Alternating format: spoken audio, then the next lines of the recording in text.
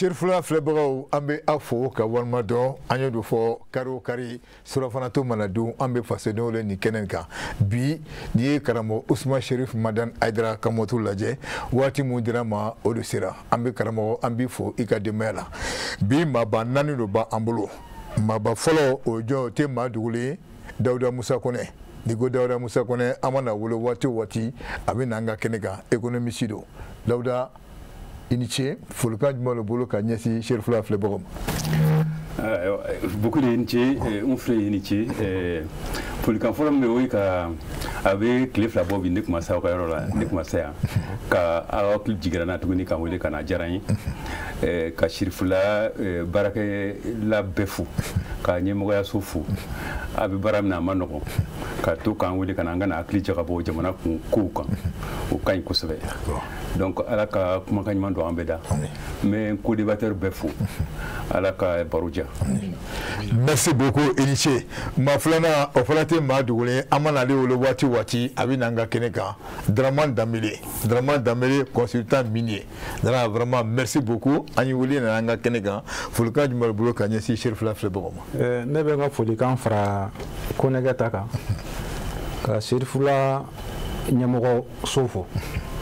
an minnu fana ye kɛnɛ sigi k'aw fo k'an lamɛnbagaw fo k'an lajɛbagaw fo ala k'an bɛɛ ci ɲuman na an bɛ kuma min kunna ala ka kɛ sababu ye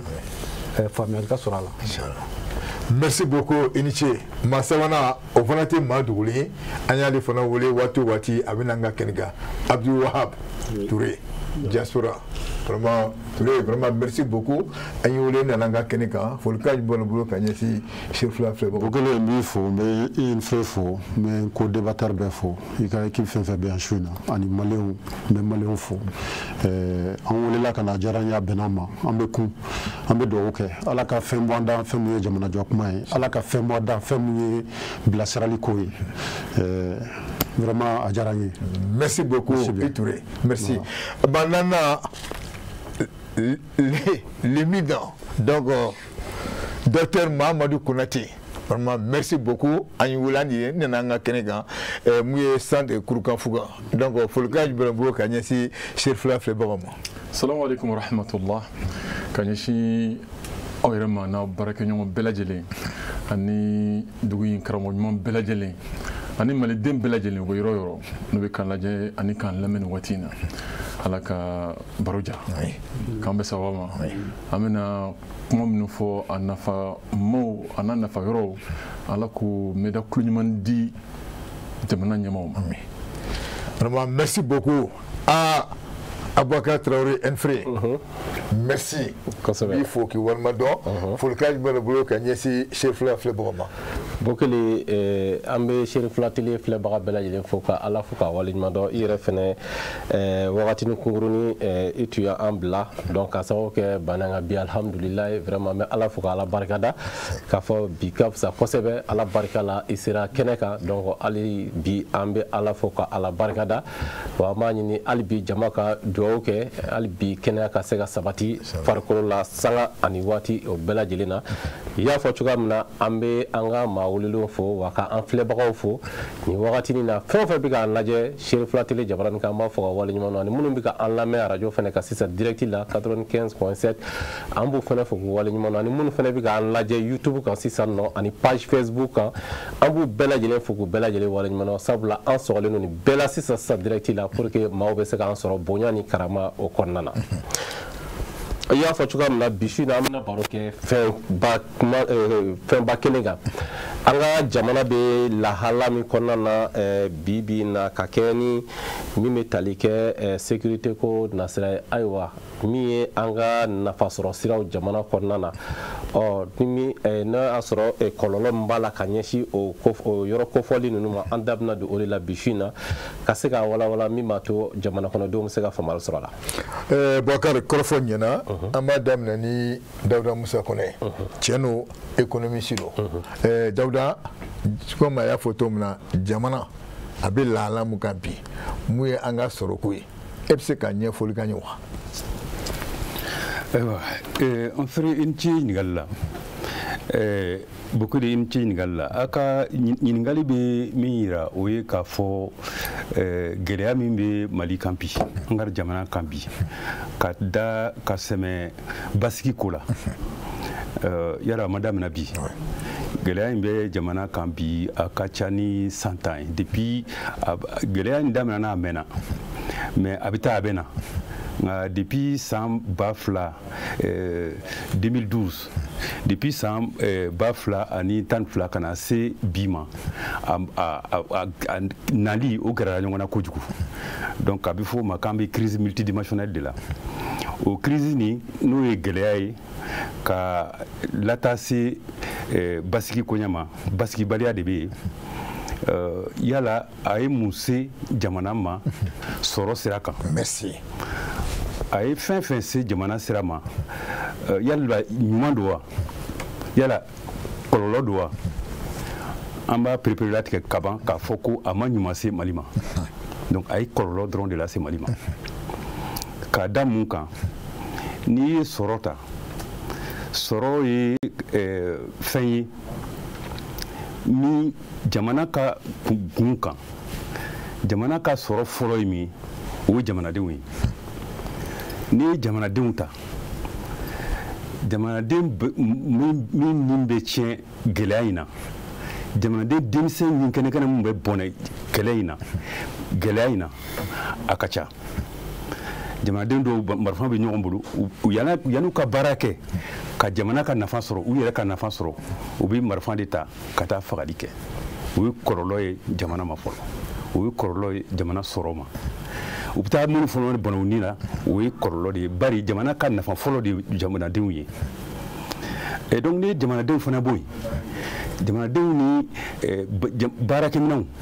no dugukolo wi no anga baji wi no anga dugujugoro fen wi no anga anga chakeda wi no nafuru wi adama de malien de ben be fara nyonga kan wala saka barake wala saka soro la se jamana ma mais basiki balai abe dankari ni bedela abe dankari adama dina abe dankari anga dugukolo la senekela ni jamana ta jamana yi anga jamana yi Sénégal jamana di anga fanga bi mi na kosebe o Sénégal moni ani bagamara donc geleya abi si Sénégal Roma Sénégal tse aka Sénégal anyema ni ayi bi Sénégal ya kliskilinka ibiri ka forola ki bi Sénégal chama borola o la Sénégal tse ka Sénégal ka soroke kanya ni bagamarala ta bagamarala ka geleya ba to bagamarala ka bagam bi se kan traki ka bwabulu o ya boneli ay 100 ans sa damadama ke ka femu faranyonga dundo o bi se kan traki ka bwabulu o ye geleya monikala o wo chugola ala nga baji kanga kulumbula sanfɛ ka baton bula sanfɛ wala sa taninga segi ka nogoya o shima nogoya et donc ni sene ni bugamara ani moni ni gunta ka boyi kana se anga chake dauma mumbe na fo muma ko usine mube bayel mige gelayi abisi o bedema no kera do mako be bono ka balula anti se ka anga bayel mali ketuni wala saka anga femson soro ni o feneta ka boyi anga taninga sigi anga communication no téléphone tuyi ni basiki bale ya to antenne ka kari jamana anga yoro dola utse ka communiquer tuguni sira u betien ali kata bonyoyi o gelara jamana wara dun kana anga enfant no tourisme ye u be gelara donc itse ka tabolota soro gunkan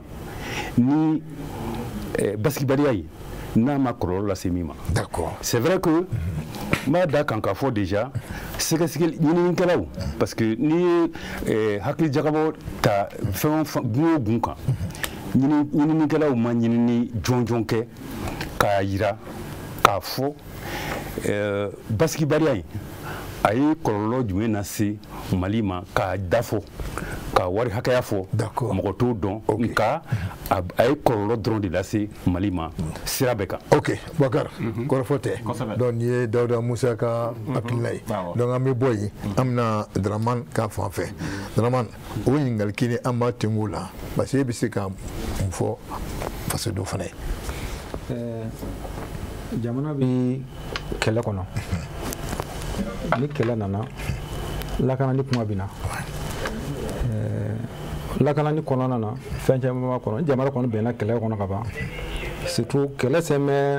bunakun dɔ la sodakun dɔ la u b'a fɔ ni kɛlɛ soforokun tɛmɛ maraba yaasa dɔn o t'o lasigi an bɛ kɛlɛ la an b'a kɛ cogoya di sisan pour que kana bɔ kɔlɔlɔ min b'a kɔnɔ kɛlɛ kɔni ni kɔlɔlɔ ti ban mais an bɛ se ka kɔlɔlɔ bila minɛn dɔ kɔnɔ cogoya min na pour que tɔɔrɔ kana bonya hakili fiyɛ kana don jamanadenw yɛrɛ la min misala surumani ta tajiko bi bi na jamana kɔnɔ a kɛmɛ gɛlɛyaba ye parce que kɛlɛ bennen don an kan mais o gɛlɛya mun bɛ yen an bɛ se ka fɛɛrɛ jumɛn tigɛ ka se ka bɔ o kɔnɔ an bɛ se ka na se k'an da don o kɔnɔ na sinon kɛlɛ kɔni ani kɔlɔlɔ ti ban ani gɛlɛya ti ban mais an ta nin a bɛ kɛ a ma daminɛ na a tɛ laban na. A ma daminɛ na a tɛna laban na minnu bɛ histoire dɔn tariku dɔnnaw bɛ yan minnu ye histoire ne tɛ histoire ye ni ɲɔgɔn deli ka kɛ jamana wɛrɛw la san caman tɛmɛna ɲɔgɔn kɛra yɔrɔ dɔ la a kɛra yɔrɔ dɔ la a dabilala yɔrɔ dɔ la hali a ma bɛn donc an de kan ka hakilila ta o kɛlɛ bɛnn'olu ko u y'a kɛ cogoya de pour que ka se ka bɔ a kɔnɔ u y'a labɛn cogoya pour que ka se ka bɔ a kɔnɔ jamana caman bɛ yen jamana wɛrɛ la continent wɛrɛ ka ɲɔgɔn kɛra ye Amérique du Sud Amérique latine n'o kɛra Afghanistan o ɲɔgɔn kɛra Algérie tout près i y'a fɔ cogo min na ɲɔgɔn kɛra u bɔra a kɔnɔ cogoya di donc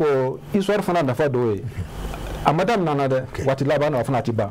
diɲɛ fana sigilen don kan mɔgɔw ka sɔrɔ nɔrɔlen ɲɔgɔn na mɔgɔw fɛ ka ɲɔgɔn mara donc o bɛɛ b'a kɔnɔna na donc maintenant an bɛ se ka bɔ nin kɔnɔ cogoya di kɛrɛnkɛrɛnnen la tajiko dilan min bɛ jamana in kɔnɔ sisan bi n'i y'a image ye a bɛ mɔgɔ tɔɔrɔ il faut que jamana an ka se ka fɛn fɔ an bɛ se ka bɔ nin kɔnɔ cogoya min na taji dɔrɔn n'i y'a daminɛ ne ye taji dɔrɔn na dɛ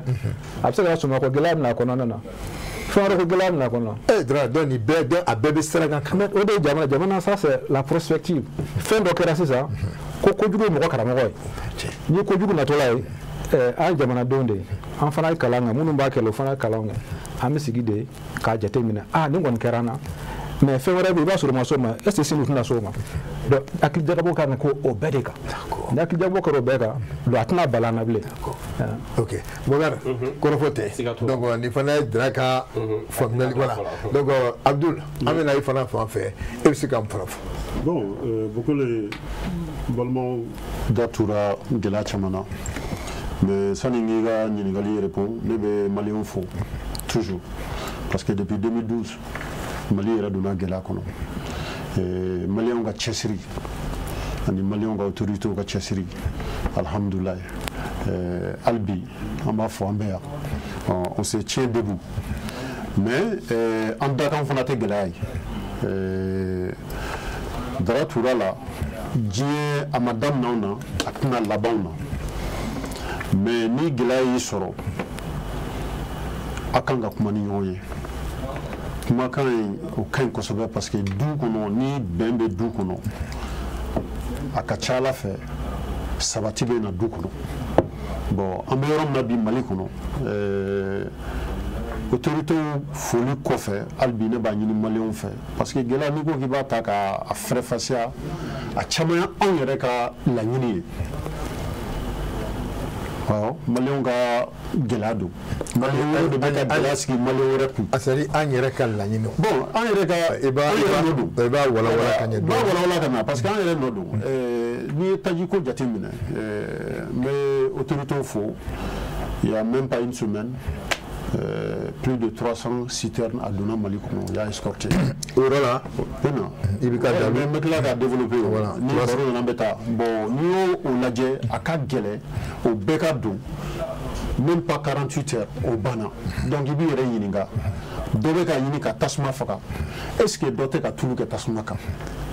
mais baro kɔnɔ an b'o walawala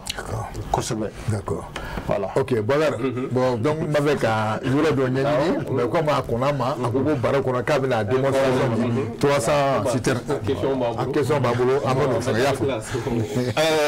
comment on appelle, docteur Mamadou Konaté, comment avez-vous? Bon, je suis fort là quand même.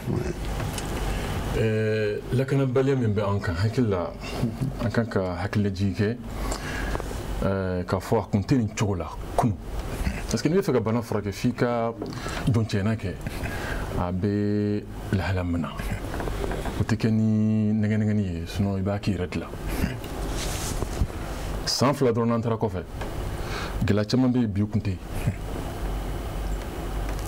ka da ko caman kan mɛ kelen pe fɔ a la bɛnkan dɔ tun bɛ an ni an balima dɔw cɛ kɔgɔdugu yan fan mɔgɔ b'o dɔn min na n'o ye b'a ko burudamɛ wala tamasɛku an b'a dɔn o dɔrɔn tɛ mɛ mɔgɔw b'a dɔn n'o ye mɔ dɔrɔn tɛ minnu tun ye marifa ta jamana kama 2012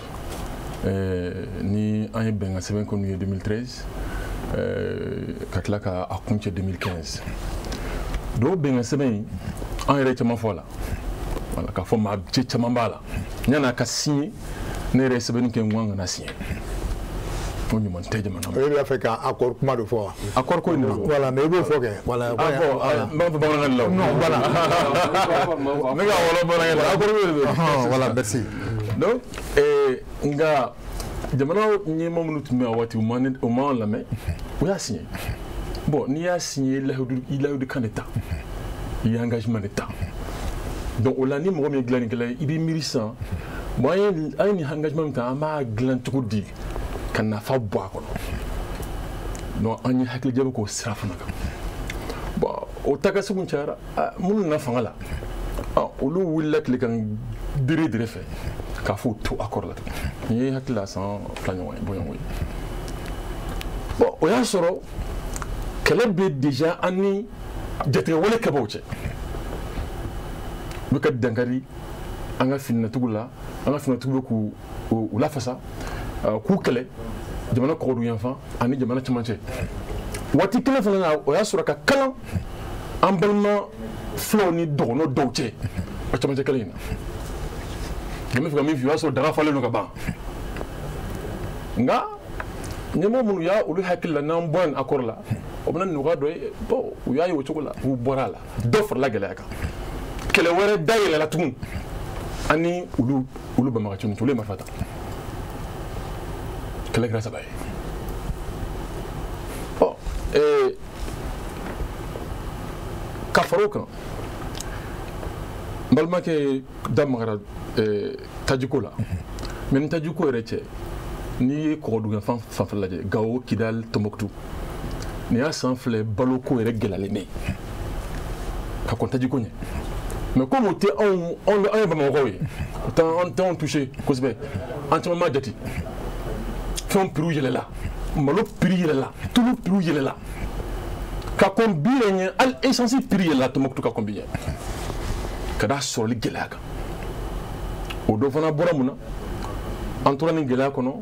an ni an sigiɲɔgɔn dugu minnu fana bɛ yen n'o ye Algérie ye bɛɛ b'a dɔn lien min b'a n'o cɛ hali sɔrɔko fan fɛ an n'o cɛ fana gɛlɛyara i m'a ye wa bon kelen a bɛ ka fara kan dɛ donc o ka fɔ an ye politique dɔw de ta an ye stratégie dɔw de ta an ye tun b'a stratégie nafa bila dɛ a bɛ komi an tun ma jateminɛ ba kɛ a stratégie kɔlɔlɔ la wa an bɛ k'o kɔlɔlɔ de ye bi tajugu gɛlɛn in nin y'a daminɛ n'an ma fɛɛrɛ sɔrɔ komi an bɛna kuma n tɛna kuma kan fɔlɔ an bɛna kuma fɛɛrɛ ko kan yanni kalo 6 ka fɔ san 1 ma o ye je suis optimiste balo yɛrɛ c'est-à-dire ka balo yɛrɛ a bɛ gɛlɛya ka tɛmɛ nin kan Mali kɔnɔ parce que fɛn caman bɛ min sirilen bɛ taji la fɛn caman bɛɛ bɛ yen na déjà an ka jamana marabagaw ka effort kɛ dɛ u ka fo la u ye numéro vert bila u bɛ ka jateminɛw kɛ mais jamana in ka bon an bɛ lakana baliya kɛlɛ la fɔlɔ n'a fɔra an ka taa nin fana contrôler b'a dɔn hali a mɔgɔw ni effort a ka bon kojugu donc tɛ se k'a bɛɛ kɛ donc bi min na yɛrɛ dɔw bɛ ka u yɛrɛ ka musaka sɔrɔ siraw dilan maliyɛnw ka nin gɛlɛya kan essence litiri bɛ ka feere dɔw ma 500 dɔw 300 20 litiri 600 Bamakɔ yɛrɛ yɔrɔ jamana tɔ kɔni tɛ i taara Mopti i taara Gawo kɔni bolo b'a la a mɛnna n'e taara i ka taji san o la e ye jagokɛla ye e b'i ka mobili ta ka taa o san sugu la ka taa san duguba kɔnɔ ka na n'a ye i ka burusi kɔnɔ e bɛ dɔ fara i ka fɛn sɔngɔ kan wa i tɛ dɔ fara a kan mɔgɔ hali ni faamaw ye nɛgɛ minnu ɲina e bɛ dɔ fara a kan parce que e b'a olu b'a san ka d'e ma n b'o de fɔ jago tun ye nafa de fana ye o est-ce que ka taa jago kɛ k'i bɛ perdu donc ni taji sɔngɔ gɛlɛyara an tɛ se ka contrôler an tɛ se ka dɔ de kalama an tɛ se ka contrôler a bɛ ka na ni gɛlɛya sira min ta a tɛ se ka contrôler d'accord minnu bɛ jago kɛ a laban a bɛ na dɔ fara jagokun kan o bɛ kɛ gɛlɛya ye malidenw ma a filanan fana tajiko in dɔrɔn tɛ ko ye yɔrɔw datugulen de don cogo di bawo dankari de bɛ ka kɛ an ka nafa don siraw caman kan o sira yɛrɛ o lakanabɛlɛ yɛrɛ dɔw fagara kɔsa in na a ye caman mɛn a la mɔgɔ yɛrɛ tɛ wulila tugun k'a fɔ ko taa marchandise yɛrɛ ta dugu wɛrɛ la wala hali jamana wɛrɛ kan donc ko hali an bɛ min dun o donni bɛna gɛlɛya jamana in kɔnɔ a bɛ kɛ gɛlɛya ka ban dɛ mais an bɛna e fɛn dɔn kalo dama kɔfɛ parce que an degelen min na n'an ma fɛn min y'an ɲɛna sisan an b'a miiri k'a tigɛ k'a tɛ se quoi non taamasiyɛn minnu bɛ yen sisan de y'an wuli waati ye n'an ma se ka fɛn kɛ sisan a kɔlɔlɔ a bɛna ye kalo 5 6 ɲɔgɔn a bɛ juguya nin yɛlɛ ka kisi o ma. d'accord Boubacar e ma bu babu ye donc maa 4 o bɛɛ voilà donc an bɛ kuma d'i ma. ok parce que o b'a to n bɛ ɲininkali tɛnku Dawuda Musa Kone la aw da donna fɛn caman na ka se ka a walawala sisan nɔ min b'a to gɛlɛya b'an kan yɔrɔ mais kɛlɛ in daminɛ ni sisan cɛ aw yɛrɛ bolo gɛlɛya ye yɔrɔ jumɛn de touché kosɛbɛ an ka nafasɔrɔ siraw la min dekun ka bon jamana kɔnɔdenw ma bi. an yɛrɛ bɛɛ bɛ couleur a fan bɛɛ. comme n y'a fɔ n ka kuma dɔ in laban na an ma sɛgɛsɛgɛli kɛ k'a jira depuis gɛlɛya in daminɛna a ye kɔlɔlɔ in lase Mali sɔrɔ ma ka se ka taa hakɛya in na nka n'i y'a ta bi gɛlɛya sera mɔgɔ fɔlɔ mun ma a daminɛna kɔrɔnfɛmɔgɔw de la ka jigin dɔɔni dɔɔni ka na mais u ye tiɲɛni fɛn fɛn kɛra sigi ma kɛ k'a bɛɛ fara ɲɔgɔn kan k'a dɔn gɛlɛya kɛra a kɔlɔlɔ kɛra nin donc o la i ka kuma jaabili a bɛ gɛlɛya a tɛ se ka perepere latigɛ mais an tɛ se ka dɔ fɔ a la gɛlɛya in a sera fɛn bɛɛ ma n y'a fɔ cogo min na a kɔlɔlɔ sera sɛnɛ ma a kɔlɔlɔ sera baganmara ma a kɔlɔlɔ sera mɔni ma a kɔlɔlɔ sera usine baaraw ma a kɔlɔlɔ sera société dɔw tun bɛ yen minnu ka baara ye ka tourisme minnu bɛ ko bɔ kɔ kan ka na ka n'u bisimila u bɛ wariba ladon Mali kɔnɔ o société baden datugura bari ni mɔgɔw nana u bɛ siran u kana u ta ka k'a k'u kɛ otage ye non i n'a fɔ hôteltigiw a kɔlɔlɔ sera mobilibolilaw ma transporteurs ma compagnie cartigiw a kɔlɔlɔ sera gouvernement ma hali ka impôt ani taxe cordon douanier la impôt baarakɛlaw ani douane baarakɛlaw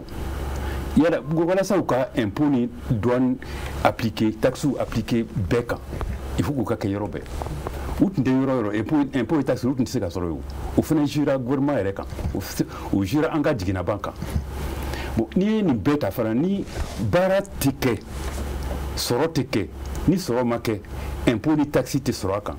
o kɔrɔ ko jamana fana bɛ kɔdi fɛn caman na et donc kɔsa in na usine dama i ta sɔrɔ a la Kayi mara la bagaba dɔw taara kɛ an ka sukaro dilan usine na n'i y'o bɛɛ ta ka bɔ yen gɛlɛya in sera yɔrɔ yɔrɔ la adamaden yɛrɛ bɛ a ka baara yɔrɔ la a ja sigilen tɛ tuguni a hakili sigilen tɛ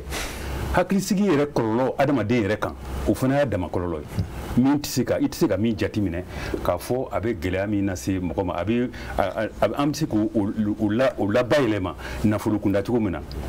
et donc a ka gɛlɛn k'a fɔ k'a ye secteur dɔ sɔrɔ ka tɛmɛ dɔ kan a ye secteur bɛɛ de sɔrɔ dɔw ta kɛra u ma kɛ ɲɔgɔn fɛ dɔw ta kɛra région in na i t'a sɔrɔ Tombouctou, Gao, Kidal, Menaka, ou ka Sénégalais, à nous ka Bagamarala, ou Bonnenou ka Soroula, ou à Soro Akmasi, Tchamanchela Folo, à Céline Tchamanchela, Doka ou Rekoutrou Bek Mbebo, à Céline et Ségourejona, Doka Malou Fou Fal Kato, Kamalou et Céline, ou Kato Kata Furu et Kali Kamalou Jenny, ou Kara Segumara Ikoro. A sera kayi marala ko shayna a sera ni yɛrɛ fɛ kɔlɔnjɛba tile fila in na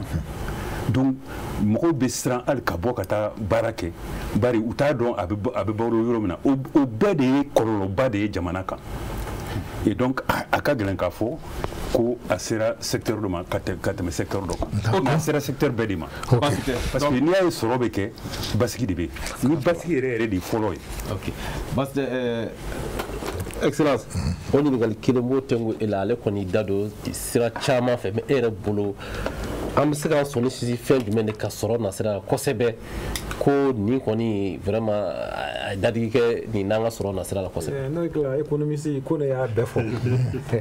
an bɛ a sinsin de sisan kuma sinsin min yɛrɛ juguyara quoi mun juguyara bɛɛ kan an jatigɛra ni mɔgɔ ni jatigɛra se ka fɔ ɲuman kɛ bilen o y'a bakuruba ye adamaden de ye sɔrɔ ye adamaden de bɛ sɔrɔ daminɛ na i b'a laban na mais n'i jatigɛlen don i tɛ se ka foyi kɛ bilen donc fɛn nana ni fɛn y'a ma donc ni adamaden n'i jatigɛra a bɛ datugu ko jatigɛ bɛnkalikɛlaw jatigɛ wale mɔgɔw donc n'i jatigɛ ka ban i tɛ se ka foyi k'i yɛrɛ i ka lamalama o bɛ sumaya i kɛlen k'i ka malo sɛnɛ ka ban sa kalo joli bɛ sɛnɛ u bɛ taa taa don i ka malo la i ka bagan u bɛ t'i ka bagan gosi la maintenant a kɛra sɔrɔ u bɛ taa sera yɛrɛ tɛ kɔnɔ u b'an faga tora kɔni jatigɛ min b'an kan bi o de y'a kɔlɔlɔba ye bi n'i jatigɛra i tɛ se ka i ka fɛn bɛɛ t'i bolo bilen i ka faculté bɛɛ t'i bolo k'a fɔ i bɛ miiriya ta ka fɛnw ta peut-être an bɛ Bamakɔ yan an t'a sa sinon kɔfɛla na yɔrɔ dɔ bɛ ma a tɛ se ka taa yen bilen koyi bon donc jatigɛ bila ka gɛrɛ dɔɔni an b'a kɛ cogoya di sisan ka bɔ a kɔnɔ ne hakili la Ture y'o fɔ an ka kuma ɲɔgɔn ye an ka kuma ɲɔgɔn ye kuma ɲɔgɔn bɛɛ tɛ k'a fɔ k'i ye jitɔ ye dɛ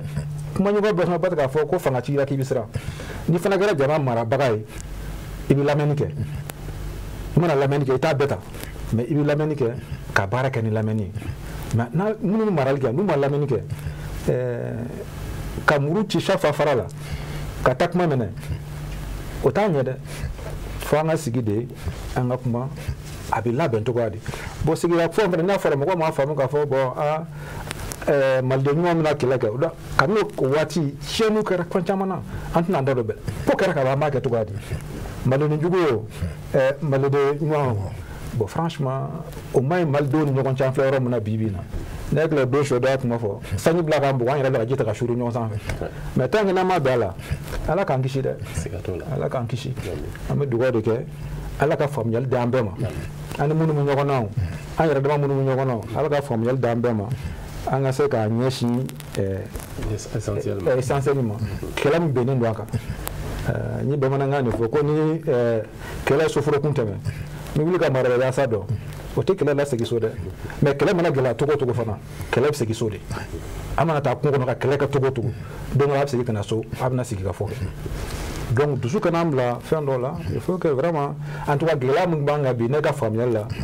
o ye jatigɛ min bɛ adamadenw yɛrɛ kan an minnu ye maliyɛnw ye tɔɔrɔ min b'an kan jatigɛ min b'an kan a bɛ ko caman tiɲɛ an bolo. Basidi Abdul i bɔra ka Dawuda Musa Kone ka kɔrɔfɔ mɛn ani Daramani Danbele donc ale kɔni caman fɔ Dara fana ko jatigɛ de fanga bonyanen don e yɛrɛ fana bolo jumɛn de fanga ka bon bi bi na sɔrɔ nasira ko gɛlɛyalenba don maliyɛnw ma. Bon u ka kuma bɛɛ fara ɲɔgɔn kan c'est comme an ka économie de attaqué le do voilà o de kuma yɛrɛ jɛlen an ka jamana ka hɛrɛya sɔrɔ jamanadenw ka sɔrɔ bon jatigɛ walelan comme a fara cogo min na jatigɛ walelaw don bon olu fana y'u ka objectif ye u b'o de ɲini n balimakɛ y'a fɔ ko mɔgɔw jatigɛlen don a dabɔlen don de kama Mali binnen ni dingɛ kɔnɔ depuis 2012 bɛɛ b'a dɔn k'a fɔ fɛn min don a ma dɔgɔ gouvernement caman tɛmɛna bɛɛ y'i seko kɛ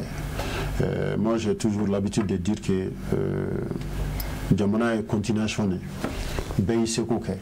hali bi mɔgɔ min bɛ yan an b'u fana fo parce que u ye baara caman kɛ mais souvent i bɛ fɛn dɔ laɲini a tɛ se k'a fɔ fana ko laɲini bɛ sɔrɔ i seko la mais o kɔrɔ t'a bali fana k'an tɛ continuer fana k'a ɲini bi bi na maliyɛnw mago bɛ mun na o ye vraiment o ye paix de an ka bolo di ɲɔgɔn ma n ye kuma kun tigɛ n ko a ka gɛlɛn essence ko a kumara kan citerne 300 citernes donna Bamako kɔnɔ yan en quelques jours o taara n bɛ mun fɔ maliyɛnw ye station dɔw bɛ yan taju bɛ yen an kana crise dɔ bɛ crise dɔ la an fana k'an ɲini k'a fɔ k'an b'an sɔrɔ fɛn ɲini o kan jamana marabagaw ye baara caman kɛ o la u bɛ ka wuli ka contrôle kɛ mais ne yɛrɛ bolo ka nin ko ninnu ye conscience ko de n tɛ ka mɔgɔ dɔgɔya kuma n'a fɔcogo don déjà ni gɛlɛya b'i kan aw bɛɛ de bɛ gɛlɛya kɔnɔ aw b'a ɲini ka bɔ bon n ye kuma min fana fɔ o ye ni n ko mɔgɔw ka kuma ni ɲɔgɔn ye jatigɛ wale ninnu ne b'u kɔ parce que u bɛ ka baara min kɛ u tɛ k'a kɛ Mali ka nafa kama u tɛ k'a kɛ Mali yɛrɛ k'i yɛrɛ sɔrɔ donc Mali jugu de don ne yɛrɛ ɲɛ tɛ sira foyi de la k'a fɔ ko n'u jatigɛ walela ne ni u bɛ se k'an sigi k'an bɛ kuma ni ɲɔgɔn ye parce que n'u bɛ miiri u bɛ ka bin waliden ninnu kan u b'u ka voyage sira la k'u minɛ k'u faga u bɛ ka bin mɔgɔ min ka sɔrɔ kan k'o suɲɛ n'u bɛ miiri bon komi u fana ka vie de don o man ka kɛ mais encore n bɛ sigi tout le temps ko in tun bɛ malidenw de kan n y'a fɔ yan ni du kɔnɔ ni bɛn tɛ du kɔnɔ du ka ɲɛta a ka gɛlɛn solution ye mun ye an bɛ tila ka s'i ma o pour que i ka se bɛɛ bɛ se ka proposer n tɛ n ka nin paragraphe fɔ mais o tɛ solution ye dɛ ayi solution tɛ n bɛna fɛn wɛrɛ fɔ gɛlɛya in dɔrɔn tɛ dɔrɔn ko parce que bingali walikɛlaw don Mali comme diɲɛ bɛ crise dɔ kɔnɔ n'a bɛ fɔ crise changement climatique bɛɛ y'a ye ɲinan san bɛrɛma na ne yɛrɛ ye sɛnɛkala n ye sɛnɛ caman kɛ mais jiko tanya ye an ka sɛnɛfɛn dɔw tiɲɛ bon o tɛ se ka kɛ jamana marabagaw nɔ ye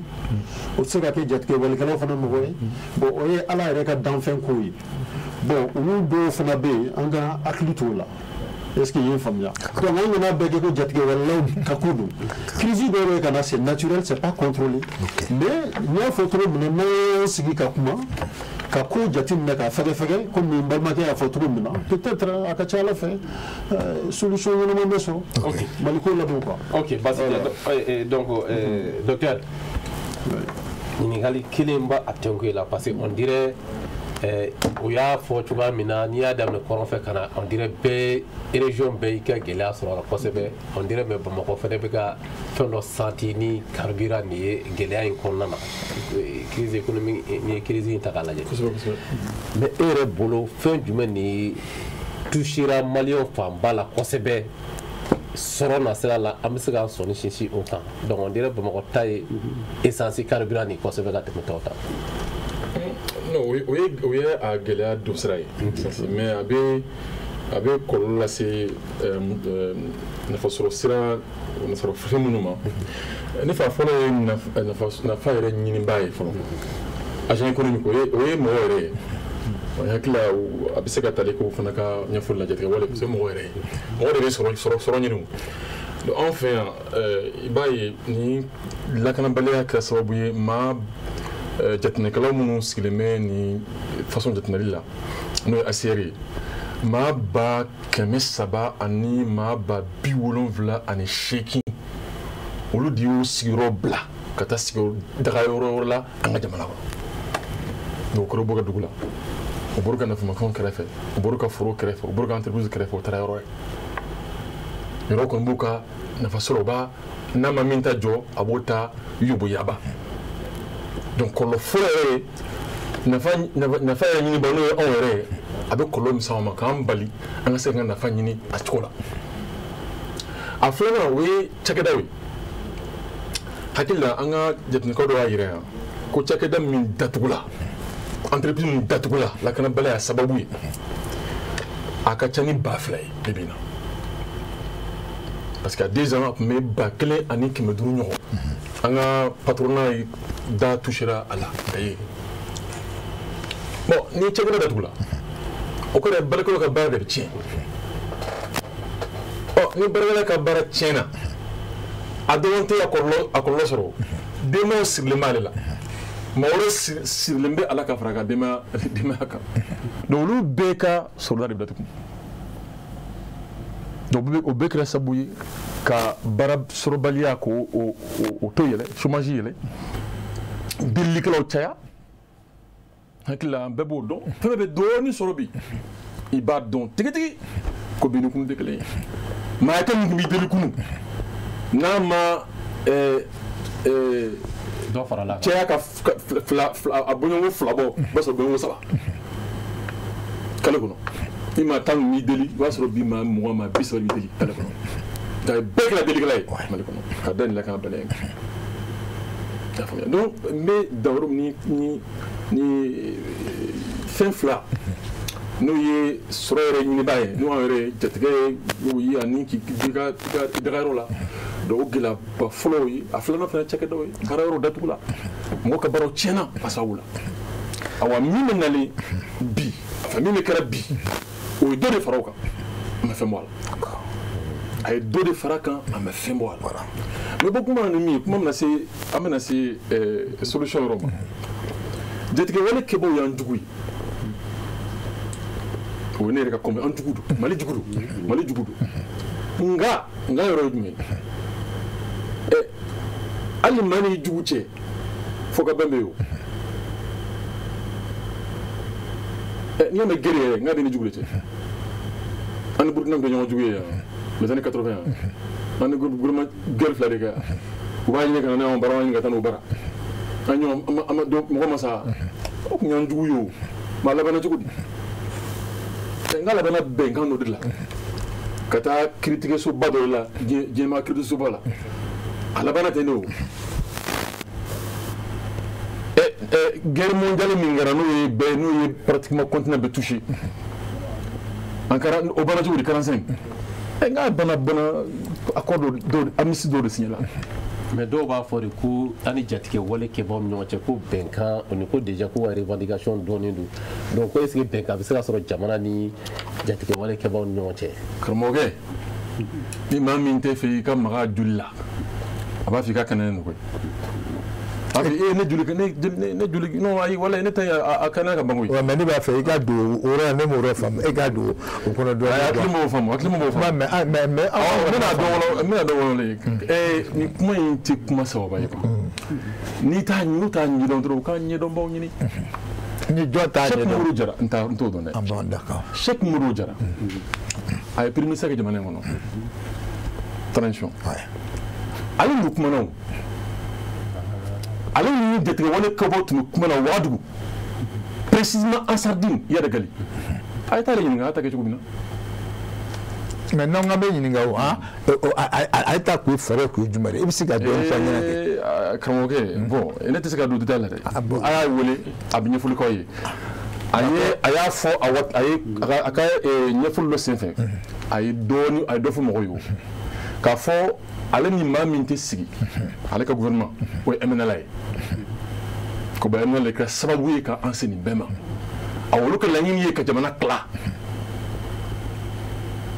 donc ka jamana tila tiɲɛ yɛrɛ tɛ dɔn ale bɛ n'olu ka kuma mun kan quoi fo ka bɔ o kɔnɔ mais min jatigɛ wale kɛbaa ninnu ye u k'o tɛ jamana tila la ko hakilina dɔ de b'olu la jamana maracogo kan mais olu ka hakilina ninnu est ce que olu ma ko a bɛ ka jamana bɛɛ kɛ islamiste awɔ kɛ olu ka hakilina ye kɛ an ta ye jumɛn an ta de la SDA donc mais avec kuma de o donc ale sɔnna ka kuma min ye Wagadugu u tun bɛ ka taa ɲɛfɛ bɛn bɛn ka sɔrɔ koyi a ye min fɔ dɛ u tun bɛnna ko la fo ka na se kɛlɛli ma sariya ko in na k'a fɔ ko sariya ti sigi Mali yɔrɔ tɔw la fo n'a bɔra kɛlɛli la u tun b'o blocage de la fɔlɔ Faransi nana ka na bɛɛ tiɲɛ parce que intervention nana ka na bɛɛ tiɲɛ an Faransi de wele kɛ bon dɔ y'a wele an tɔgɔ la voilà dɔ y'a wele an tɔgɔ la u nana ka na bɛɛ tiɲɛ bon kana éminent min n'an ko an n'o tɛ kuma ka n'o diyagoya an kan n'o ka kuma maintenant ni minnu tun bɛ ka kuma n'u ko tɛ Mali tilali la ka an n'olu kari c'est à dire ka n'olu ɲagami ɲɔgɔn na diyagoya bon olu ye kuma wɛrɛ ko kuma o détail to yen d'accord ok bon d'accord bu ka kuma na donc il y a des kuma sera un peu là donc ne ta kɛrɛfɛ ko d'accord vas-y o ka Cheikh Moro Jara wele o bɛ dɔ ɲɛdɔn a la quoi o tun y'a kɛ cogo di o taara ni presse min taacogo jumɛn ye tɛmɛna ko de don koyi mɔgɔ ko tɛ koyi ne bɛ fɛ ka kɔlɔlɔ min wuli ka bɔ n ka jamanadenw kan n balimaw kan ne b'a dɔn hali a solution miskala zarati bɛ sɔrɔ e bolo hali ni ye ne ka opposition numéro 1 de ye ne bɛ t'i nɔfɛ ka taa n sigi bara k'i délai yɛrɛ koyi a ka kuma dɔ yira n na. d'accord donc Bakar donc an bɛ promesse ta Konate donc an bɛna ale bila ɲɛfɛ donc tu vas voir Cheikh Moro Jara donc an bɛ se k'a sɔrɔ cogo min na je pense que il sera sur le plateau. kuma tɛ nature. d'accord ok donc Dawuda tiɲɛ don an bɛ kuma min na nin ye bɛɛ dun n'i tɔɔrɔ la bingani fɛn o fɛn bɛ kɛ an ka sɔrɔ yen fɛn ninnu bɛɛ la mais ne ko n bɛ e yɛrɛ ɲininka tiɲɛ don a kuma ka sariya mais e bɛ se ka n'an ka bɛ ɲininka fɛɛrɛ jumɛn de bɛ se ka tigɛ pour que nin ko in bɛ se ka ban cogo min na. pour que ka ko in ban. parce que i ka dugu attaqué fana na tile filanin na kɛ. oui n'o ye Kolonjɛba ye. oui. mais an bɛ ye yɔrɔ la yo. an bɛ min fɔ. non mais an bɛ ka fɛn ye o Kolonjɛba au niveau de Kolonjɛba quelle a été la réaction de l'honorable. non min kɛra Kolonjɛba o y'a essayer ka taji comme yen fana ye sira dɔ de ye sira taji bɛ don sira min fɛ ka bɔ Kolowari donc o y'a essayer ka taa taji ka t'u daga forêt kɔnɔ k'u bɛ taji doni bali ala y'a kɛ an ka famaw taara ka taa caman bɔ baara la k'a to citerne bɛ ka tɛmɛ ka taa Kolowari u bɛ ka don fɛrɛ ma bibi in na la situation est sous contrôle. donc k'a jira mɔgɔw la k'a fɔ ko sira min don Kolonjɛba Kajana Tɛnkɛrɛla voilà y'a faamu voilà o ni pɔgɔ nin tɛ fan kelen fɛ merci wa n b'a fɛ k'i fɛn dɔ la voilà d'accord taji fana bɛ don Sikaso fɛ cogo min na a bɛ don Kolonjɛba fɛ o cogo la et donc o de u ladaga ye tile fila in na sinon u kuma se yen fɔlɔ ka caya ta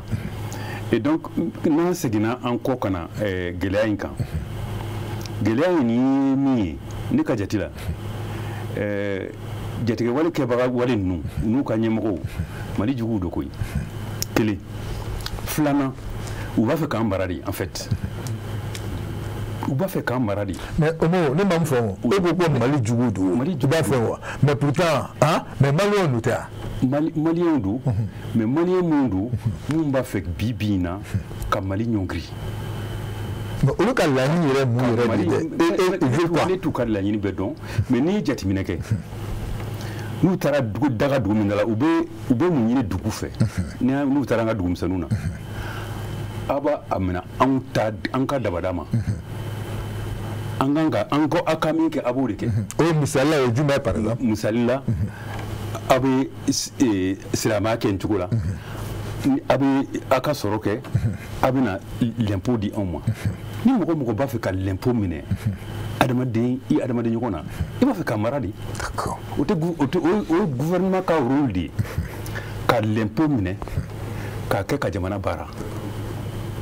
ni mɔgɔ y'a essayer k'i b'o place ta i b'a fɛ ka gouvernement de place ta o kɔrɔ o laban ye i b'a fɛ k'an mara yɛrɛ de.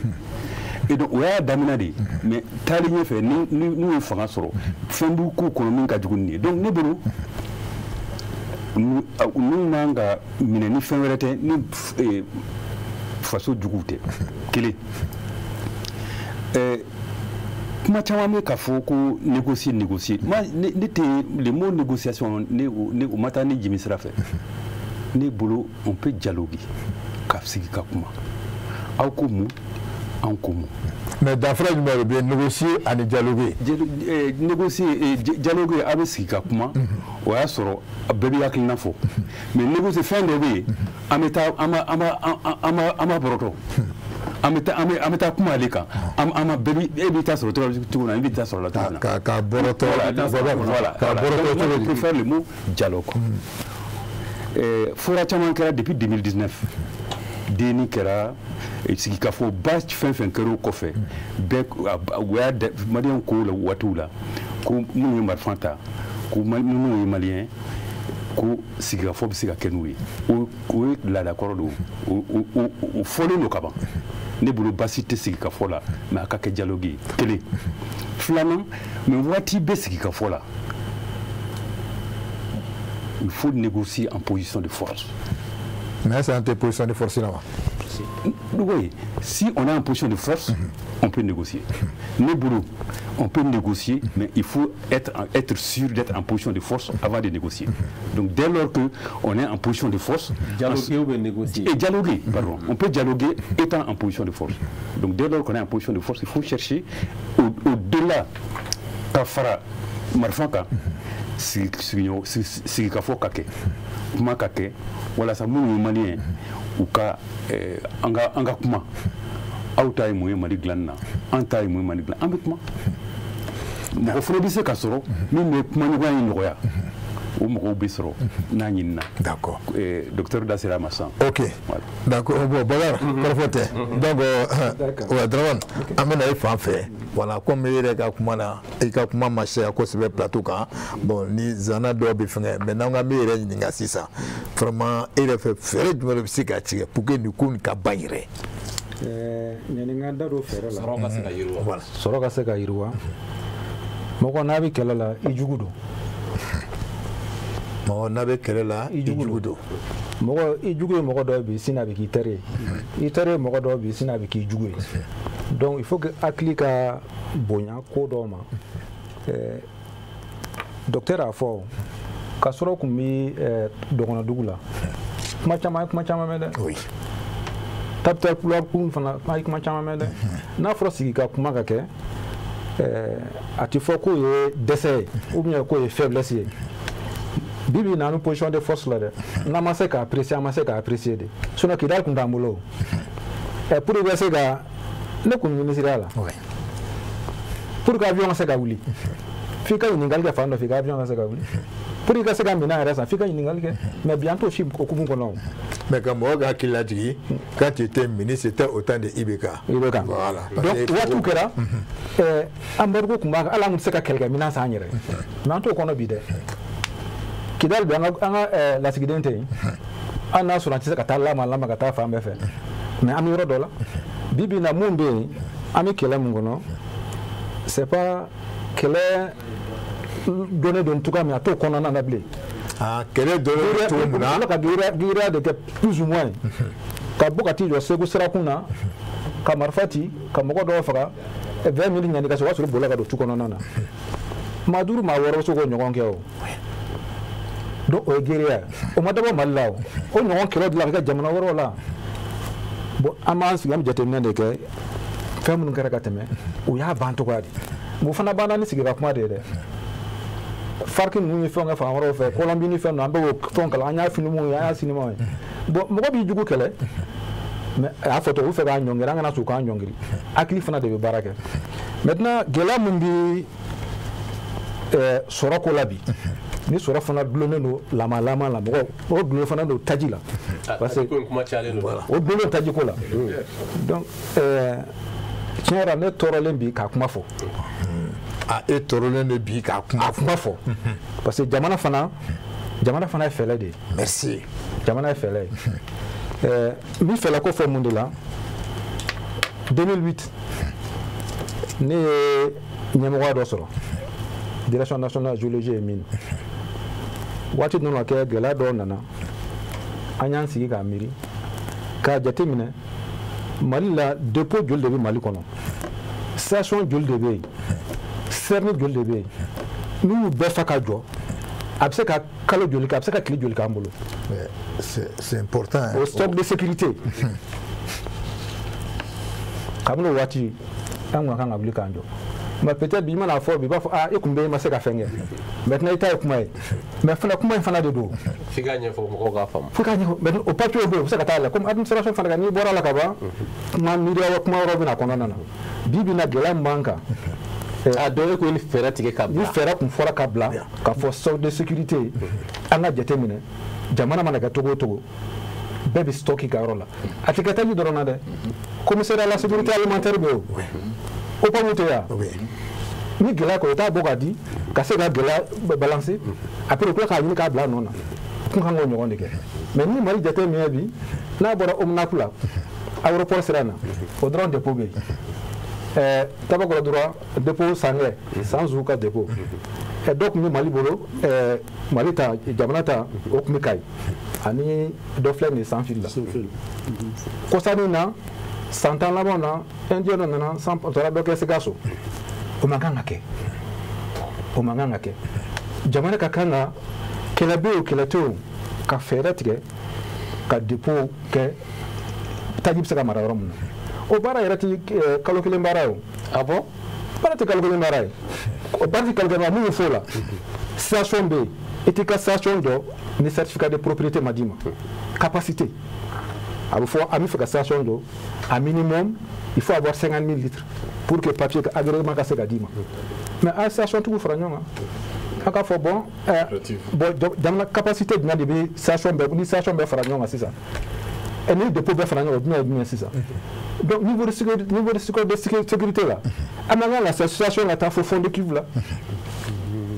Que vous faites avec moi là c'est le client de la abdo di faraka. Ka faut à station tout bon, abi fere ke. Am son abeta di fere. Mais à qui vous connaissez, mais 50 000 litres d'eau. N'a fait 25 000 là. Avec 25 000 là, faraka. À l'angle qu'on a tout. Mais moi, de dire essentiel, il faut que tu aies faut fond de cuve là. Pourquoi bon moi climat? Parce que avec moi là, essentiel c'est que la station na choka. Il faut gela fana kono, do fana kana flose. O dira bien radara to to là. Gela kono do fana na floni. Ni misala ta ko sani na re. Ne terega do tamana ka bo jamana ko fe kana mfe ya. Aye énergie ko gela fo. Ako absega etaji firama. Kasina Dakar na port fe na janga fo. Abada ma bi woroni fla. Drama bi woron drama fla. Ah bon? Essentiel. Essentiel gasoil bi woroni fla. Essentiel rap mo duguma. Moy ina ne ko ni taranda do la tinya. Nyam bla ko bon ota énergie la atara manya de parce que groupe do de be lobby do de be o ti fait jamana era kaseka na faso mais jamana nyemo ko fana maraba ko fana kaseka to do bigi na uma na biti ta internet ka ta google ka moto de rami ta gibu se la boro mununa tonne métrique o lu ka mesure de tonne métrique lenta abi be litre kemeni bi woro ni fladema à peu près ati teme fenga wa kemeka ni tonne métrique ta ati wa ti ma litre de ma bi kemeni bi binani kemeni bi saba e ka transfer faraka kuma mu no fe ni wati ni ko do abiteme mais ni wati nteme na jamana fana fendo de jatemino de do donc ka nyebla baroke donc station febe ka station point ka yamara fana ta ka fo a station munumbe akana to fio aka dimi fendo duguma na quantité de duguma na sera il faut aka yela ka ce niveau là obe gela kumbe ora donc ko jugo mo ko karamo ko abitaji ga bide mais sinon abseka ga fenra sungolo se to la flani abseka tulu ka abseka sugoro bon commissaire à la sécurité alimentaire qui era munila c'est pour que signer sigika ka gela do kumbe ay kan yoroni na continuer ta ka se sungolo nyokoro lama est ce atina baloko sugoro ko gela ni fen tajiko gela abseka o gela la so be bon donc o réseau fana be bi sugoro fu nyone ba duma a kilo duma bidoro utasa.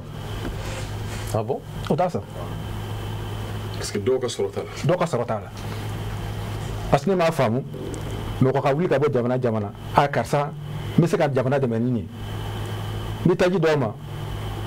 a chalimba biworo ni fla. Avocat la. Kata ta ka ibita ta na fo Dakar ibata biworo ni fla. il m'a accident tout carburant ka bo Dakar ni Abidjan fait à litre transporter les dromatan fla c'était 45 minutes ni yata ka transporter kana malata million sabaka peut-être cordon douanier là bon ni asoro état fana bi aka impôt siga sans fait ni watu fana ka impôt ngongri pour que stock ka se ka reconstituer mais pour ta chama be exonération bubulu ka fera ko bubulu bon fele de do ça veut que il y a un lobby ni na ki ba ko ka be kela mais mo mantoro bon ubna ke bon ta la jamana do fana ka jamana fana le mana do de ouais ame AS kono nana AS jamana do bo nyinga ou ban consulter abina na san flying kono nana do na chio da ka bo foko ko dila kana fuka jamana kono fait des pipelines mais ni ki bo ka mala tinya de parce que munu transport camion munu transport ke be wuli ki gangara pour ka kana saka nyasoro mais pourtant AS mo go be ou ni gela ou ya santi mo kuma mo go fe mo kuma nu fe ou bina pipeline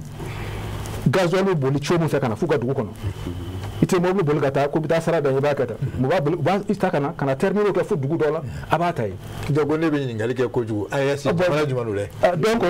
neti jamana fo anya fu na wolo kera ni ngon kera jamana ni mo ko kuma ngon fe do mi yake ko do sama ka sela mali fando fe aka seka sama kana seka su ka seka sama kana woro dola be do gela fana anyere de be aha anyere no babala ka fo jato be be ni jatutu bolo amma fu na shuna amu fle ka fu nyana ni mali serni be fakajo ka de pe fe be ka be fakajo ka sato be fakajo o jato ka na se ka boka fo na nyo beke abse ka kalo jol ka mbulu o fana million de be fu ke million kata no sin de prospective malao a bureau de présidence là do jamana fana mo sigi no do fana do kalange o lu ka na jati minega a son ne ko ka beanga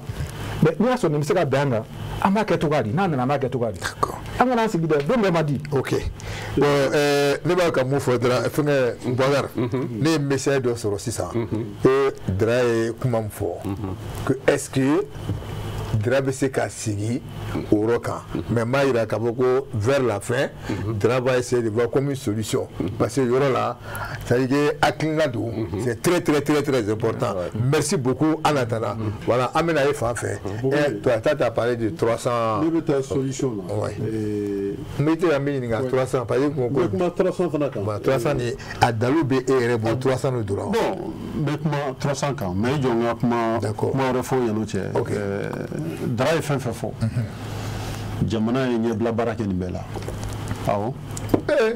abe amena ni be fo male on be fier sur voilà on ça dalute doreo ni kuma okera depuis crise d'amela crise du mafolo bon transition crise mais commission de retour sigira au kamalo ni bla baraka et puis Tadi comme nous faisons flâner, stop je pense que le gouvernement est communiqué au CACA. Non, voilà, ça, c'est ça, information de Begata information là. D'accord, vas-y. Ambe c'est là, malé on est sur ligne banda. Voilà, nous document faut de comment d'amener la diatique wala gala nous mali djugoude. Et je ne veux pas utiliser le mot politique ba ko kono. Ka jamana nyongri. Anga jamana marabaka fo. Sanjigoro Washi, Akabele, Barotara. Sur le plan sécurité, président Réofo, Ambel la Nini Fénini, sans la sécurité, Achit Sekanyanabo, Kobelile Lorila. N'y faire croire au boulot, Kadjamona de la Fontaine, pour que, ou Katadjamona Marabaroka. Mais là, les Maliens ne sont pas dupés. Attends,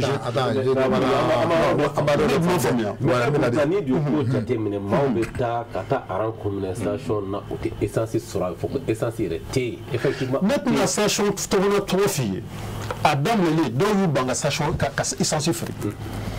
ne bisa me gase ambi ne tra sachant na essence ou ma free ne me le kanye free o bo akilima non aka bo akilima non blanc clé wara sénéka kata fo checks ne renye bido ya takado ya ka ko mbe jamana maraba wala kama ay ndili ko ngasabali mo bon non su kire renyana e b'o bila minɛn ɲuman kɔnɔ o de kama n y'a f'i ye gɛlɛya min bɛ maliyɛn kan maliyɛn de nɔ don bon ne bɛ yɔrɔ dɔw b'a dilan i jɔ san ka kuma fɔ parce que n tɛ se ka ko bɛɛ répondre n'i ye kuma dɔw ta i bɛ n to n avance o la i bɛ na ni ɲininkali wɛrɛ pour que an bɛ se ka synchroniser voilà o solution jamana ɲɛmɔgɔ y'o yira n na k'a fɔ o bɛ yen o de kama n y'a fɔ 300 citernes tɛ se ka don Mali kɔnɔ en 48 heures o bɛɛ vidé la ça c'est quasiment impossible a tɛ se ka kɛ non mais 300 ma don a donna ka tila k'a vidéo o bɛ se ka kɛ cogo jumɛn mɔgɔw de bannen don ka essence feere ne tun na kuma na dɛ parce que sasi sugu don i b'a ye o kuma fɔ danganiya min b'a la camion joli bɛ Mali kɔnɔ moto joli bɛ Mali kɔnɔ mobili joli bɛ Mali kɔnɔ n'u bɛ carburant ta bon 300 citernes kuma dɔ b'e bolo non ayi bila a bɛ mun don 300 citernes mun don moyen lambda mun bɛ yen ko ka mɔli bɛ fa don o dogo o ka dɔgɔ maliyɛn lambda de nature hali ne yɛrɛ natɔla n ye 1000 de kɛ n ka mɔbili kɔnɔ parce que i mago bɛ ci mun na i b'o de kɛ bɛɛ tɛ i ka mɔbili fa a wari ka ca n'a danna hali k'a d'a ma i mago bɛ mun na i ka t'o ta bɛɛ bɛ essence sɔrɔ o ye kuma kelen ne kɔni b'a mun fɔ nin ye jatigɛ walikɛlaw ka baara kura ye pour que ka jamana ɲɔngiri jamana ka bin ne bɛ mun fɔ maliyɛnw an ka dan ka autoritéw la o kɔrɔ fana t'a bali an bɛ ka kuma mun fɔ yan bi hali bi an ka ko fɛkɛfɛkɛ ka ko fɛgɛfɛgɛ mun na o ye ka ɲɛɲini k'a dɔn kɛ ka fɛsɛfɛsɛ in tɛ dɔwɛrɛ ye kuma bɛ n b'a fɔ anw ye jamana ye hali ni pétrole b'an fɛ yen a baaraw ma daminɛ c'est-à-dire que port t'an bolo i ye kuma dɔ f'i ka kuma kɔnɔ Bakelandi ko in a bɛ se ka sama ka bon Niger de parce que Niger bɛ k'a ka pétrole labala o yɛrɛ fana t'a dɔrɔn ye les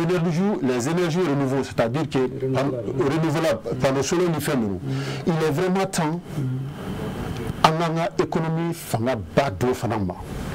Voilà. Parce que mun na tile ka ca an fɛ yen. I sɔn ka kuma bɛ yɛrɛ bolo. J'ai chrono. Non, en tout cas kuma chrono. En tout cas an ka kuma développer. D'accord. Question posée ba ɲɛfɔ. Bon d'accord, vas-y. Voilà. Bon, ne ka chronomètre. OK. Non, on va taa chronomètre. Voilà, t'as voilà. D'abord ye f'i ye. Donc olu ye solution dɔ ye. An bɛ se k'o solution ɲɛɲini kosɛbɛ jamana in kɔnɔ. Moto électrique bɛ yen bi Cotonou filɛ nin ye jamana dɔw b'an kɛrɛfɛ olu y'o baaraw daminɛ an bɛ se ka marché n'olu dɔw ye olu ye fɛn ye a bɛ se ka les Maliens lambda la motobolila ni télémoni ni fɛn caman bɛ yen a bɛ se k'u ka baara fana nɔgɔya. Ok d'accord olu ye fɛn dɔw don an ka taa n'o ye. D'accord voilà o ye solution dɔ ye. Moi je suis là pour la solution. Ok il y a pas de problème. Voilà il y a pas de problème. Solution de dit quoi. Bon d'accord oui toi tu voulais ajouter quelque chose avant que mu kuma di Konaté ma. Oui donc pour que ale ka ture ka kuma kɔnɔna na moto ni fɛn o ye waati jango ye an bɛ waati kunkuruni de la sa la conjoncture la an bɛ gɛlɛya min kɔnɔ sisan an bɛ se ka bɔ a kɔnɔ cogoya di a ko citerne 300 o donna jamana kɔnɔ ni citerne 300 ta ka taa 45 000 o bɛ litiri 1,3 ani dɔɔni ma peut-être a donna Bamako dɔrɔn mais n'i ye Mali bɛɛ ta gɛlɛya ni Mali fan bɛɛ de fɛ o t'a solution ye. I komi se k'o kɛ waatini a tɛ tɛmɛ tile 2 tile 3 kan mais minnu bolo ye baara la DNCC minnu bolo baara u b'a dɔn k'a fɔ tile kɔnɔ Mali bɛ miliyɔn joli jeni essence la taji la kalo kɔnɔ bɛ miliyɔn joli jeni citerne 300 ne bɛ mɔgɔ dɔ Mali la citerne 500 b'u bolo denmisɛnnin fitininw dɔ u bɛ taji ta ka kɛ donc o tɛ foyi y'a la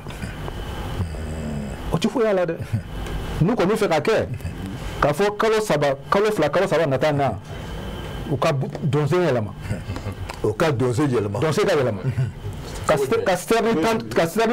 300 tugu ɲɔgɔn fɛ mɔgɔ k'o photo ta o t'a solution ye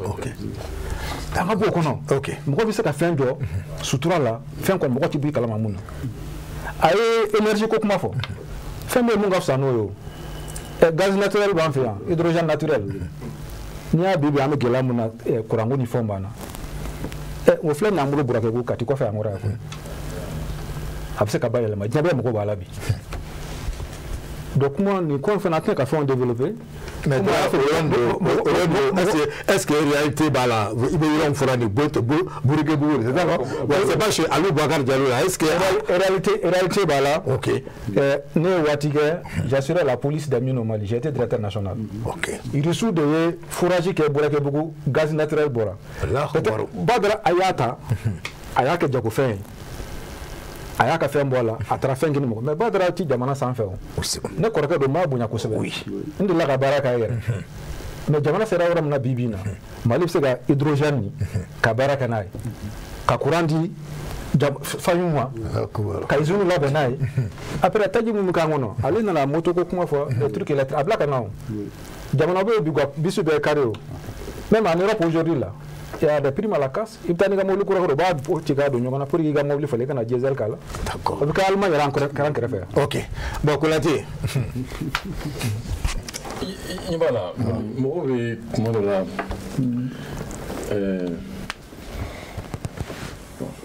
bon quoi na foto ko fale ni mo be hakilno di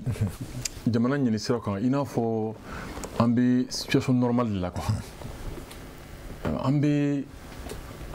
ambi crise de kono ambi geleya de kono quoi ni be geleya kono ibi mara to geleya de ke quoi bon ni au terme créé gone de crise fika ibo de préparo comment quoi pour fonctionnement faut chuko kan de quoi ni la do fika ka to ale kan c'est bien de lever hein voilà mais ambi région sinata ay na une solution praticable quoi à pour dire mon problème là donc les terres intelligentes là, les trucs comme ça là vraiment c'est ça c'est quand on est en situation normale ça c'est un deux et on va remarquer qu'on allait bolo ami mo robiseka kuma mais ka nous dialoguer qu'allait son moment c'est qu'il faut qu'on allait son inté anuka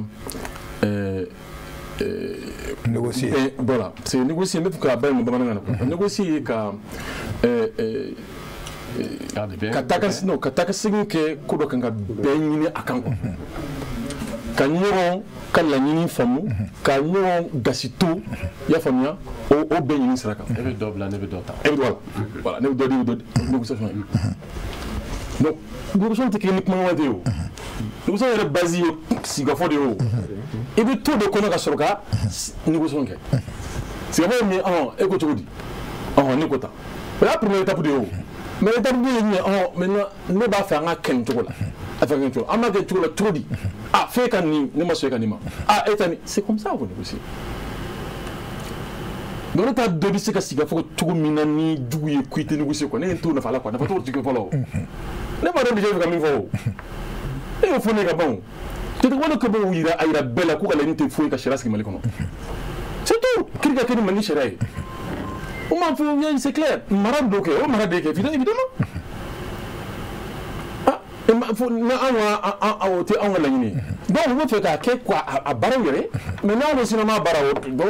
amado jiti ko kono donc ko kala ndondo awa la ndondo donc mi siga fo ni ke o kan siri ben ni la fanoka donc négociation ka faut sodima nyama mumbi o kan ko lamé ni basigi parce que bibuna o be faire le bouddha ou le nyaba la terrain kan attaque appliquer fait négociation ouais on est de fora quoi non ou ko il va quand même il dit tout il ka effronter mi mo d'accord il va donner mi donc de ko coûte négocier ni d'être wali ka bawi ko négociation tout route fama de l'autre côté ko de manate négocier nous fama bien quoi o bien que mali kono ke ndabla ça donc au donner nous bon et beau faux mais e ga jamana kono e nyebala pe mo tra baraka na dugu kemi yiko de bi ni si ka fokin jati wali ka boy ka ko signé dugu ne tete ngire dugu ne tete dugu ta la le foko ta sani ki ba do soro foko ta si a do le foli mai quoi mero na ye conseil na me bono sire dana masagu akanya mo tuluba ma gaza mana jamana ay kana jamana nyugo akana la mede u jolo bɔ jamana ɲɛ ko n ka lamɛn a ka cikɛ labɛn min kɛra le 10 octobre a lamɛn kɛ a ye taa lamɛn u ye min fɔ a ye kibaru dɔ di u k'a fɔ hali yɔrɔ la yɔrɔ min ka surun ɲɛmɔgɔ yɛrɛ la dɔw bɛ ka négociation kɛ ni jatewale ka bɔ ye o terrain on la réalité du terrain donc munna i tɛ kuma la k'a fɔ a ye jɔn jɔ fɔlɔ n bɛ ka taa sira min ye mɔgɔw tɛ ka n suit a tɛ ka ɲɛ kungo b'a la munna a tɛ ka ɲɛ munna a tɛ ka ɲɛ den ko jateminɛ a sera kuma dɔ la i ka jamanakodenw lamɛn parce que balimakɛ ye kuma dɔ fɔ n bɛ segin o kan an ye sigi ka fɔ fɛn fɛn kɛ Mali kɔnɔ hali anw ma sɔn min ma hali ne ko minnu ma kɛ ni sɛbɛba ye dialogue intermalien malidenw y'a fɔ a bɛɛ kɔnɔ ko ka sigi ka fɔ kɛ ni jatewale ka bɔ ye a bɛɛ awa ne tun bɛ min na deni sigi ka fɔ hakilina min kun don ka négocier u hakili de kun don k'u ta o tɔgɔ mɛn dɛ Yadagali Amadu Kufa parce que n kun b'o comité scientifique kɔnɔ donc u y'o fɔ jamana kɔnɔ fana i ɲɛ b'a la u bɛ k'o baara de kɛ fɛn fɛn bɛ se u bɛ accord signé ni terroristes ninnu ye fɛn fɛn Segu wo Mopti wo Gawo Kidal Tombouctou a bɛɛ a ma se n'o ye duguba kɔnɔna ye donc an ka a lajɛ a sera ten sa an ka sɔn k'a fɔ a bɛ se ka kɛ anw ka jate ma dafa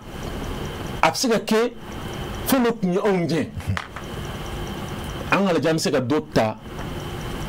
jamanadenw ta la u bɛ ka min kɛ n'u bɛ ka ɲɛ u bolo an bɛ se ka dɔ ta cogo min o de ye sigikafɔ ni négociation ye a tɛ taa o kɔ n'an bɛ fɛ gɛlɛya in ka bɔ an kan balimakɛ ye min fɔ o ye solution dɔ ye dɛ mɛ o tɛ sɔrɔ pérenne ye dɛ jumɛn a ye min fɔ c'est-à-dire an ka hydrogène baara olu bɛɛ ye solution de secours de voilà olu si tɛ an ka bana in furakɛ complètement a b'a ma bɛɛ t'a furakɛ dɛ on tiɲɛ fɔ ɲɔgɔn ye parce que bi min na Bamakɔ bɛ c'est-à-dire jamana sɔrɔ don ni da o da ye o da bɛɛ de perturbé non quoi ka bɔ Dakar ka bɔ kana Bamakɔ ka bɔ Côte d'Ivoire kana Bamakɔ olu bɛɛ ye kɔgɔji dugu ye ka bɔ Guinée kana Bamakɔ o bɛɛ ye kɔgɔji dugu ye kɛlɛ bɛ bɛɛ kan sisan Kayi Sira ne balima ne denw dɔ b'u bɛ na u bɛ bɔ yen u bɛ baara kɛ a yɔrɔ la u bɛ segin ka na hali kɔsan n'u nana congé na yan à chaque 100 ka bɔ Kayi ka taa Djema chaque 100 km mɔgɔ ninnu bɛ yen u b'a lajɔ k'aw contrôler chaque 100 km u b'a contrôler. Ah donc il contrôle oui terrain na ni mɔgɔ quarantaine minɛ n'u ye min ye Kayi ni Kayi kɔni yiri ta kan u bɛ taa ne ye a bɛ Kayi u bɛ taa ne ye ni Kayi ta kan u b'i bila ka tɛmɛ wari bɛ sara fana dɛ mɔbili min bɛ tɛmɛ o bɛ 4000 de sara u ye min fɔra mɔbili min bɛ tɛmɛ yen 4000 de bɛ sara u ye ça c'est la car ninnu na ou bien personne car wo mɔbili min bɛ tɛmɛ min fɔra ɲɔgɔn fɛ u bɛ ma kɔnɔ 4000 de bɛ sara chauffeur kun 4000 de sara ninnu ye. C'est une économie parallèle. Kafara ali ou accord chez nous ou ka taxe nous fa mais c'est à ko do kono fa nga famuniye c'est gila bele de do kono ne côté kono ni tiban na masigi ka foke ka benni ko la duzu bayen ka bla d'accord Algérie akmana dugu do ka mun ya ko don ka teme Algérie 100 ans de kala awle fere jumɛn k'u ta la c'est bɛn sigi fɛn kɛ o y'a concord u ye ka accord dɔ labɛn ka amnistie o ye k'a fɔ yafama voilà mɔgɔ n'i bɛ nin ko in na n'i y'a kɛ donc n'i nana i ka marifaw bila tout ça o bɛ yafi ma o bɛ nafolo d'i ma i ka se ka baara wɛrɛ kɛ u y'o labɛn ani ka fɔɲɔgɔn kɛ u ni terroriste ɲɛmɔgɔ ninnu dɔw cɛ u ka se ka don ni bɛnkan ni accord nin da fɛ fanba sɔnna ma a réussi le boulot dɔw banna o militaire dɔw banna u y'olu bunte olu bolila ka na u ka u ka sud fɛ Worodugan fan fɛ o y'an ka nɔrɔ ye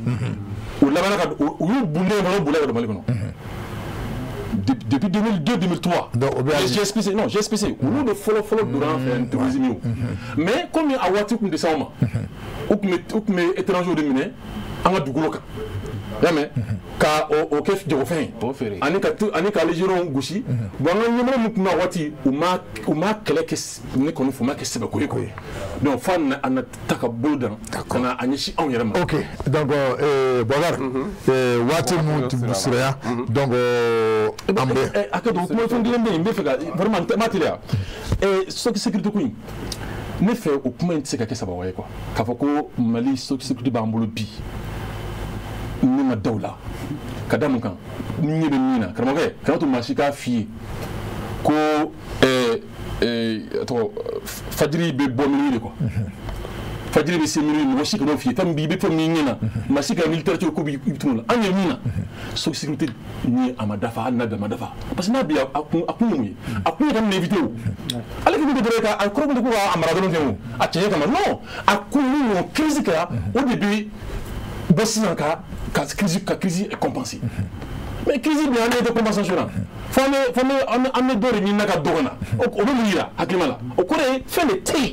min bɛ se ka ni problème compenser voilà compenser donc ce n'est pas du tout une réalité mɔgɔ bɛ fɛn ɲuman fɔ mais réalité ye min ye hakilima de ye hakili kɛ ka baara kɛ d'accord i y'a faamuya ok Abdul bɛ fɔ dɔ fara o kan non je voulais dire que waati min dira ma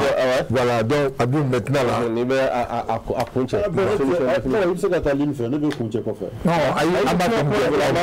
bɛna kun cɛ de sisan on va commencer par piéger kuma la dɛ caman man ne ma non Abdul garde i y'a faamu voilà an b'a fɔ ne kɔni bɛ mun fɔ kɔni hali bi maliyɛnw ka dan ka marabaga la an ka sɔn yɛrɛ ye mɔgɔ minnu fana bɛ waleya jugu la n'u bannen don ka taji feere ni ŋaniya jugu b'u kɔnɔ u ka sabali mais ne ko mɔgɔ bɛ n'u bɛ a feere yan ne ma se k'o de fɔ ne tɛna mɔgɔ tɔgɔ fɔ plateau in kan Bugule n y'o kuma ɲɛf'i ye n tɛna mɔgɔ tɔgɔ fɔ plateau kan mɔgɔ min sɔrɔ min kɛra n yɛrɛ la pratique la n y'o de ɲɛf'i ye est-ce que i ye n faamuya parce que jamana in ko ma nɔgɔn est-ce que i ye n faamuya quoi mais a ko bɛ ka kɛ est-ce que tu vois ni taji bɛ mɔgɔ min bolo gɛlɛya de ka di dɔw yɛrɛ bon gɛlɛya de ka di dɔw ye u b'u profiter ka sɔrɔ kɛ n y'o de ɲɛfɔ ka dama jamana mara fana c'est général u ye min fɔ bon je peux pas dire que c'est général mais ne de sɔrɔ bi donc ne de y'a ye bon mɔgɔ wɛrɛ fana bɛ se ka taa f'i ye sini radio ni fɛnw kan o fana ye ko wɛrɛ quoi mais quand même il faut qu'on soit honnête jamana bɛ gɛlɛya kɔnɔ malidenw bɛɛ de don donc n'i bɛ se ka dɛmɛ min kɛ i k'i ka dɛmɛ kɛ mais i yɛrɛ kana ɲini ka mɔgɔ wɛrɛ la cogoya kɔfɛ mais mun fana fɔ jatigɛ walikɛlaw ye u bɛ ka ko min kɛ fugariya de don non fugariya de don c'est pas une guerre ouverte n'u dalen don yɔrɔ la u k'a fɔ an ka faamaw ye k'u bɛ fan dɔ la bɛɛ b'a dɔn k'a fɔ o ko tɛ tɛmɛ hali 30 minutes kan donc u bɛ ka gɛrɛla min fana fɔ n bɛ n profiter o fɛ n b'a ɲɛfɔ hali bi jamana marabagaw ye an ka fɛɛrɛ wɛrɛ ɲini mɔgɔ caman tɛmɛna dɔw ye fɛɛrɛ dɔw fɔ pourquoi pas an bɛ se ka imitation dɔ kɛ comme Burkina fana bɛ ka mun kɛ ka région bɛɛ ou bien parti bɛɛ n'an bɛ se ka jeune dɔ fana sɔrɔ k'olu fana former parce que mɔgɔ ninnu ma ca mɔgɔ 5 mɔgɔ 6 bɛna bɛ pour moi c'est des voleurs est-ce que i ye n faamuya quoi c'est pas des vrais terroristes c'est des bandits ils veulent vivre dans ça o dɔrɔn de don est-ce que i ye n faamuya bon et puis jamana tɛ se ka dɛsɛ ko la quoi Bukele ne dalen don n ka jamana la a bɛ gɛlɛya mais Mali tɛ bi diɲɛ jamana si tɛ yen k'a fɔ ko terroriste jamana don k'a fɔ ko terroriste nana ka kɛlɛ kɛ k'u gagné k'u sigilen don ko ça continue quoi est-ce que i ye n faamuya an bɛ yɔrɔ min na bi bɛɛ sɔnnen don a ma nous sommes en position de force ni maa maa b'a dɔn k'i bɛ Mali de fɛ i tɛ fɛ Mali ka tila i bɛ ka baara jugu min kɛ i nimisara bɛ fɛ ka sigi i bɛ fɛ k'i da don Mali jɔliko la ne bolo an kan ka sigi ka kuma o fɛ mais mɔgɔ min bɛ na u bɛ bateau civil u bɛ bin mɔgɔw kan u b'olu faga Bukele olu t'an dɔ ye quoi u bɛ mɔgɔ wɛrɛw de ka baara la et puis an k'a bila an kunna fana an bɛ ka souveraineté min ɲini nin bɛɛ de b'a kɔnɔ parce que Mali y'a ka yɛrɛ mahɔrɔnya ɲini o de kama juguw faralen don ɲɔgɔn kan u bɛ ka tɛmɛ sira juguw fɛ ninnu fɛn fɛn filɛ nin ye u bɛ essence sɔrɔ yɔrɔ dɔ la n ko maliyɛnw de b'a feere u ma maliyɛnw de b'a feere a ma jamana dɔw tun bɛ na u tun bɛ marifa ni fɛnw jigin an y'o ye o mais bi bi in na jamana marabagaw ye dan siri nin bɛɛ de la mais hali bi maliyɛn dɔw de bɛ taji feere ninnu ma pour que u ka nin mouvement kɛ Mali kɔnɔ sinon taji tɛ bɔ fan si a tɛ bɔ Faransi ka na ka na d'u ma o est-ce que i ye faamuya u tun bɛ sira kɔrɔ min fana ta ka taa Algérie ka t'u ka provision ni fɛnw ta ani an kɛrɛfɛ jamanaw kan ani Mauritanie ni fɛnw kan bi bi in na jamana marabagaw y'o sira bɛɛ datugu bon donc vraiment ils sont u bɛ perturbation dɔrɔn de la pour l'économie et ne bɛ mun f'u ye u k'a dɔn k'a fɔ le Mali les Maliens sont déterminés an ye sira mun ta segin t'a kɔfɛ o bɛ se ka continuer ka kɛ an sɔnni don an ka marabagaw ye an sɔnni don an ka jamana ye an sɔnni don an yɛrɛ ye hali bi maa si tɛna ka na Mali dilan maliyɛnw de b'a dilan n bɛ bɔ kuma la ka foli di hali bi les Maliens de la diaspora u ka implication dans le développement du Mali u kana dabila u se ye fɛn fɛn information fɛn fɛn b'u bolo dɛmɛ o dɛmɛ b'u ye n'u bɛ se ka Mali dɛmɛ k'an ka autorités dɛmɛ u ka continuer u k'a kɛ d'accord ne nakun ye plateau la o n'a ɲɔgɔnnaw de ok merci beaucoup i ni ce Dra voilà bon kuma bakuru cɛ la an dan bɛ jamana na koyi mara fana ala de bɛ mara di ne bɛ diinɛ mun na ni ala mɔgɔ min kɛ ɲɛmɔgɔ don min kan ka bonya mɛ o t'a bali k'a ka kuma ɲɔgɔnya ɲɔgɔn fɛ i k'i miiriya fɔ an ye diinɛ sɔrɔ mɔgɔ min yɛrɛ la hali ni ko bɛ yen a b'a ka sababaw ɲininka a bɛ kɛ cogoya min na mɛ an bɛ gɛlɛya min kɔnɔ sisan an bɛ fɛ k'o kuma de fɔ gɛlɛya tun bɛ fan bɛɛ fɛ dɛ ale y'a fɔ baloko gɛlɛyaw bɛ yen ne y'a fɔ n ka kuma fana na ala fana hakili d'an ma an ka se k'a jateminɛ an sini mun de bɛ se ka kɛ misali don bisigaw de don ne ko bi u y'a daminɛ taji la sini u bɛ se ka taa balo la balo bɛ se ka gɛlɛya an bolo dɛ u tun y'a daminɛ sukaro la mɔgɔ min taara sukaro la ka taa usine jeni sukaro bɔyɔrɔ jeni i ma gɛlɛya don sukaro ko la sunkalo setɔla don mɛ mɔgɔ sɔrɔ k'a fɔ u bɛ se ka sunkalo d'a ma mɛ a ma se ka taa ɲɛfɛ bon dɔw fana ka sɔrɔ fana bɛ gɛlɛya de kɔnɔna na mɛ jamana fana mara fana don ni mɔgɔ mara fɛn dɔw fana bɛ yen f'i ka b'o fana kan i ka dankari dɔw la dɛ mɛ taji ko filɛ o de gɛlɛya b'an kan bi